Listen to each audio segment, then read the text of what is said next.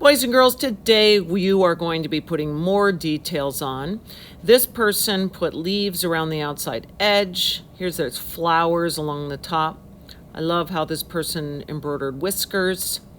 So you'll be starting off pulling off your string all the way down to the toy boxes, and then you will cut it off.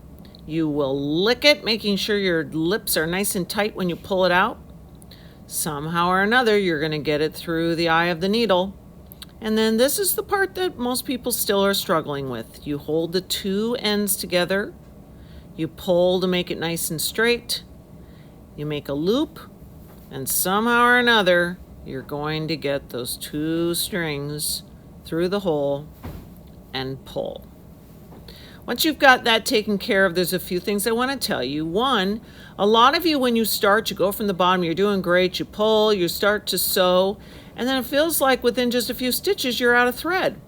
Well, a lot of you, the reason that happens is because when you start, you're not pulling it all the way to the knot. That means you're wasting so much thread. If you do it right, you don't have to change it as often. When you go up from the bottom, you are going to pull, and it's going to feel like you are reaching your way to the ceiling. You're just going to keep pulling and pulling and pulling and pulling like a magic trick. There's more, until you feel a little tug, and then you'll see there's a little knot back there that stopped you. That means that you've used all of your thread. We love that. Some of you have been concerned that you know that you're supposed to put a knot when you're finished with a color. We have been working so hard on sewing that I wasn't super concerned about teaching it to you, but I would like to show it to you now. So this is how you tie a knot.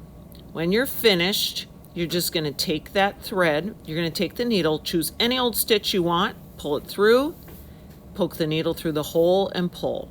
One more time, under the stitch, take the needle through the loop and pull. And just like that, you have a knot. Now you can see how people embroidered details on here. This person embroidered some whiskery, hairy kind of things on the forehead. I like how this person made a neat design on the ears. This person actually cut out just a little felt, but then sewed a lot of really cool details. This person cut out different shapes and then sewed it around the edge with not too many stitches. This is kind of the same idea where they covered about half of the outside of it. A lot of you originally saw the little headband kind of thing on the rabbit and thought that was cool. Here you can see trees, branches, leaves, flowers, so many different ideas.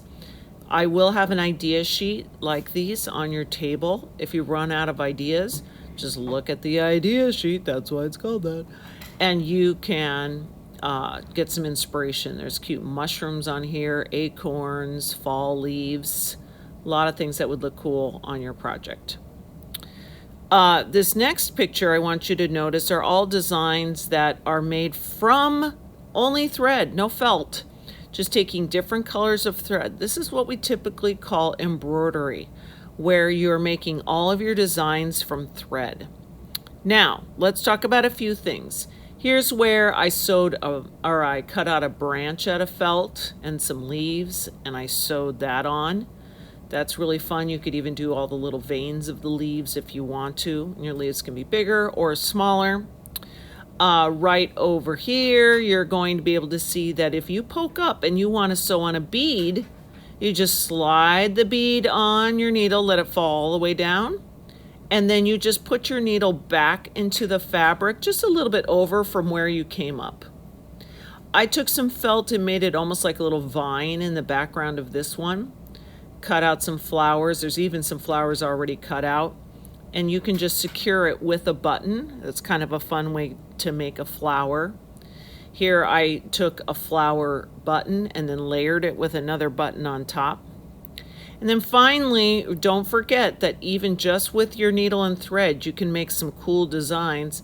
This I'm doing a star design, and with just a few simple stitches going back and forth, I can have something kind of cool, and I could even sew a button into the middle of it if I wanted to.